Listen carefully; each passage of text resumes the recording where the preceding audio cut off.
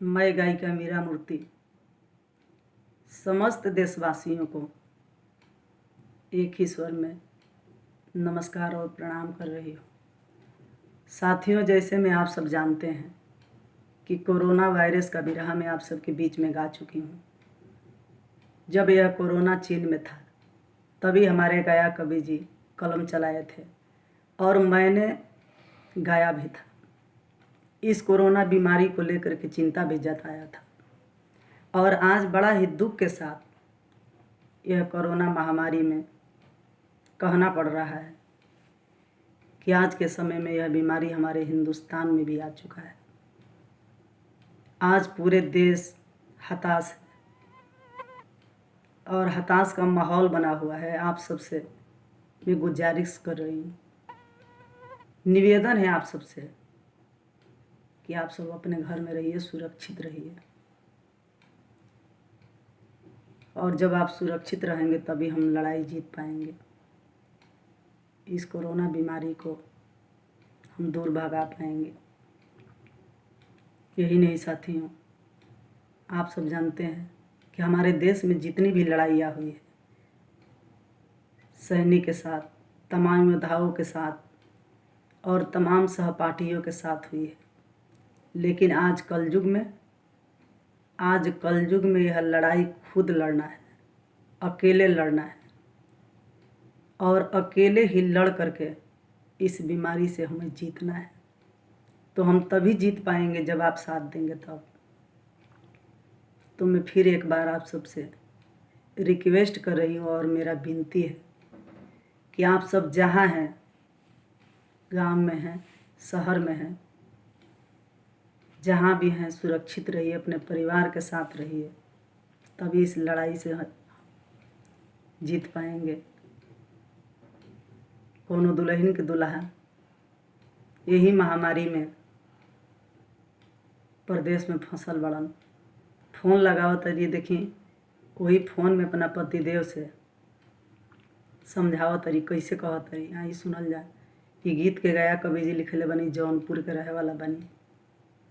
का समझाओ तरी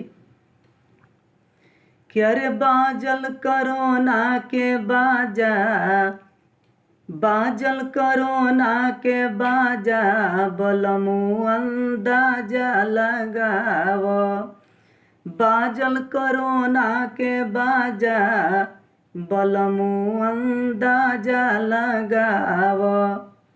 जौन बीमारी के बनल ना दवाई, जौन बीमारी के बनल ना दवाई, डॉक्टर वैद्य कैसे ठीक कई पाई। डॉक्टर वैद्य कैसे ठीक कई पाई। चिन्ह गरीब नाही राजा, अरे चिन्ह गरीब नाही राजा, बलमु अंदाजा लगावो। चिन्ह गरीब नाही राजा, बलमु अंदाजा लगावो। नेता लॉकडाउन यही से लगाए, नेता लॉकडाउन यही से लगाए। देश चाहे जिंदगी तबे बची पाए, देश चाहे जिंदगी तबे बची पाए।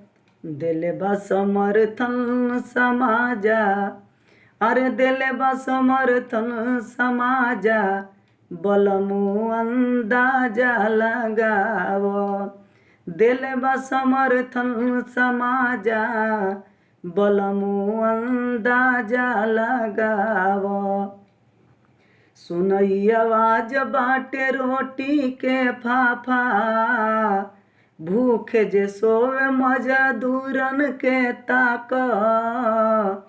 भूखे जे सोवे मजदूरन के ताक, कहला में लागता लाजा, अरे कहला में लागता लाजा, बलमु अंदाजा लगावो।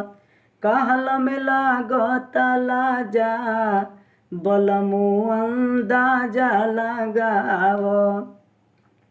आपन ही देश पिया बाटे परदेसी। हिंदुस्तान में रहे वाला हमनी के हिंदुस्तानी, हमनी की एक माने नहीं जाए।